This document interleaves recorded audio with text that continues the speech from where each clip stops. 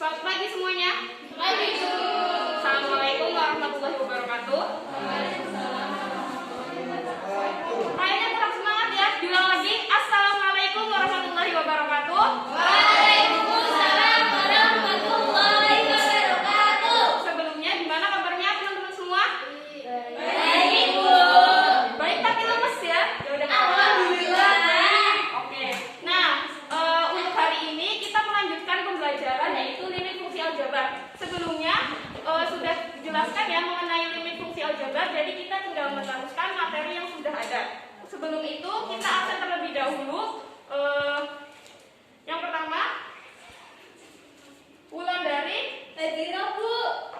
Fatmawati. Hadirah, Bu. Oke, berangkat semua ya. Langsung aja. Sebelum kita memulai pembelajaran hari ini, berdoa terlebih dahulu. Berdoa dipersilahkan. Amin. Berdoa selesai. Oke, subbab yang akan kita pelajari yaitu yang pertama definisi limit, yang kedua sifat-sifat limit fungsi aljabar, dan yang terakhir metode penyelesaiannya. Mungkin di sini tidak ada. Nah, pengantar limit tadi sudah dijelaskan sedikit ya oleh Mbak Inaros mengenai limit. Nah, limit itu adalah nilai yang menuju suatu batas, batas yang bisa dikatakan dekat, namun tidak dapat dicapai. Contohnya tadi dari Mbak Ina seperti dia. Nah, kalau kalian misal terjebak dalam hubungan seperti friendzone atau sahabat tapi cinta, nah itu udah deket ya, udah dekat nih, tapi nggak bisa bersatu. Nah, limit itu seperti itu, tidak bisa bersatu karena ada batas. Nah, limit juga ya bisa dilihat di gambar, ada pantai yang menuju laut lepas. Nah, sebenarnya kan lautnya lebih luas daripada itu, tapi karena keterbatasan mata kita, keterbatasan kamera yang bisa menangkap gambar, jadi kita hanya bisa melihat segitu. Padahal sebenarnya lautan lepas sendiri lebih luas daripada yang bisa dilihat di gambar. Jadi kurang lebih limit itu seperti itu. Nah, lanjut ya. Limit fungsi aljabar bentuk secara umumnya. Nah, tanda-tanda ini tuh pusing ya kalau belum tahu cara bacanya. Nah, cara bacanya seperti ini. Limit fx yaitu untuk x mendekati c sama dengan L. Nah, fungsi ini memiliki limit di titik C jika limit kiri dan limit kanan bernilai sama. Nah, bernilai sama di sini maksudnya limit kiri yang memiliki tanda min atau kurang, dan limit kanan memiliki tanda positif. Oke, selanjutnya sifat-sifat limit. Bisa dilihat ya di buku paket masing-masing. Sifat-sifat limit itu ada 8. Bisa dibaca sendiri karena keterbatasan waktu. Nah, untuk sifat-sifat limit ini berguna ketika kita menyelesaikan atau mengerjakan metode atau mengerjakan masalah-masalah yang ada di limit. Jadi sifat-sifat ini bisa sebagai acuan untuk menyelesaikan masalah yang ada di limit. Nah,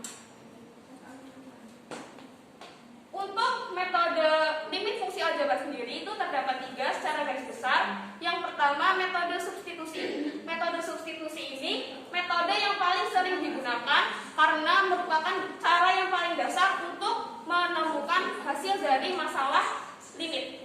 Nah, untuk contohnya kita bisa tuliskan.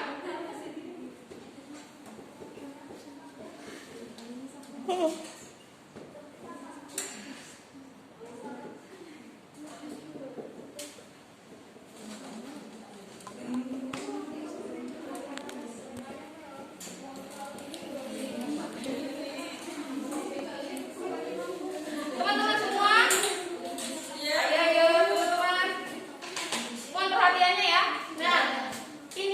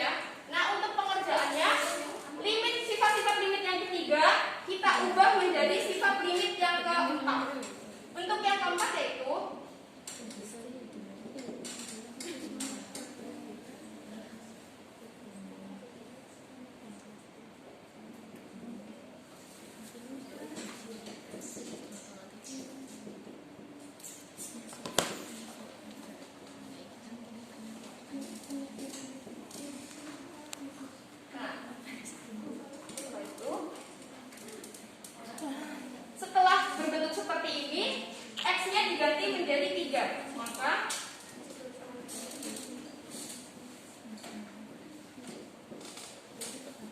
ini cara menghitungnya gimana teman-teman?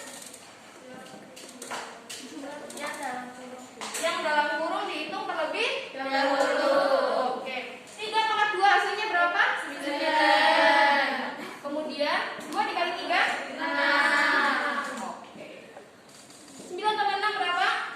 15. 5 kali 15 ada yang tahu? 75. Oke, pintar.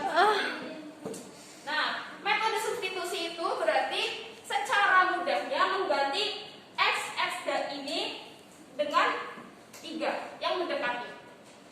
Jadi gampang, tinggal diganti aja. Nah, kita cara mengerjakannya bisa berpatokan dengan sifat-sifat limit di sini. Jadi, untuk mengerjakan metode-metode limit untuk menghasilkan jawaban yang benar, kita perlu berpatokan pada sifat-sifat limit. Caranya diingat dan dipelajari.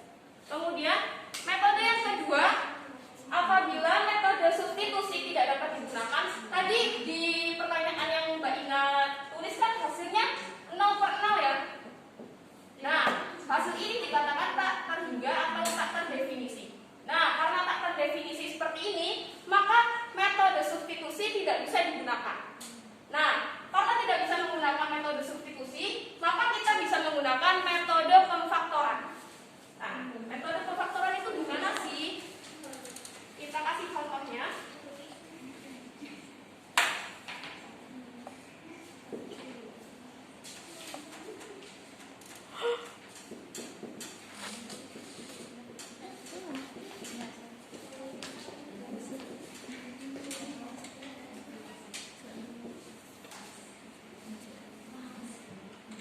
Nah ini, misal ya, kita langsung mengganti XX di sini dengan angka 2. Maka yang didapat berapa ini jadinya? 0/0. Nah, karena 0/0, maka ini tidak terdefinisi, jadi ini bukan jawaban yang benar. Nggak bisa jadi jawaban. Nah, karena tidak bisa menggunakan metode substitusi seperti ini, maka kita bisa menggunakan metode pemfaktoran. Caranya bagaimana? Ya, teman-teman. Nah, yang difaktorkannya bagian atas atau bawah? Bawah. Oke, jadi seperti ini.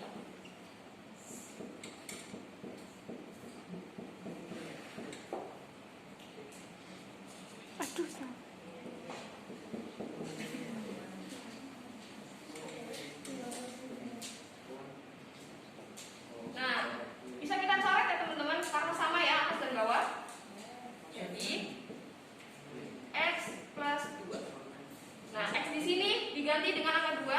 Jadi 2 tambah 2 hasilnya berapa teman-teman? 4. Oke. Nah, metode pemfaktoran kurang lebih seperti ini. Kemudian metode yang ketiga yaitu metode kali dengan faktor sekawan. Jika pada metode substitusi menghasilkan limit yang irasional, maka fungsi dikalikan dengan akar sekawannya, kemudian bisa disubstitusikan. Nah, apabila limit fungsi berbentuk soal-soal tertentu tidak bisa dikerjakan dengan metode pemfaktoran, maka atau soalnya berbentuk akar, maka kita bisa selesaikan dengan metode kali dengan faktor sekawan. Langsung ke contohnya aja ya.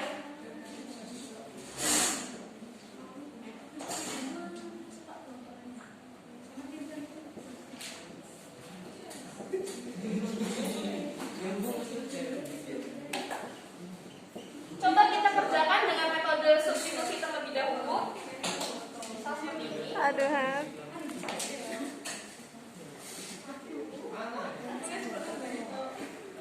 Ayo baliknya. Oh. Nah, maka hasilnya kembali tidak terdefinisi. Maka dari itu kita perlu menggunakan metode kali dengan faktor sekawan. Kita boleh ulang soalnya. Nanda, akan apa? Nanda, apa? Ini cepet apa lagi? Bisa suwi loh. Nah, caranya bisa kita kalikan ya. Suci. Suci kuat lagi.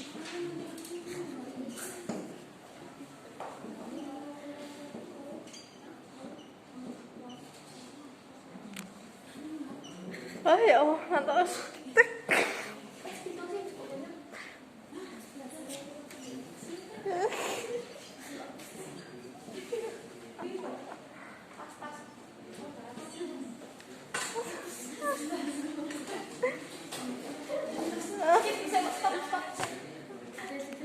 Kenapa ya?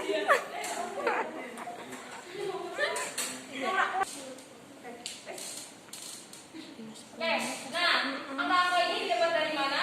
Dari bagian atas ya. Tapi tanda-tandanya kita ubah menjadi 2. Kemudian hasilnya jadi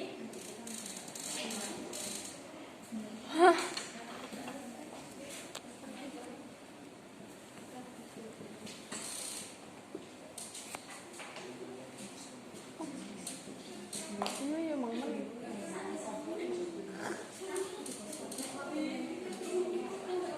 Apa? Suci saya semenit apa? nah, jadi seperti ini. Kemudian Ini bu gurunya Pak Rafa. 4 dikurangi 4 berapa teman-teman? X ya di sini.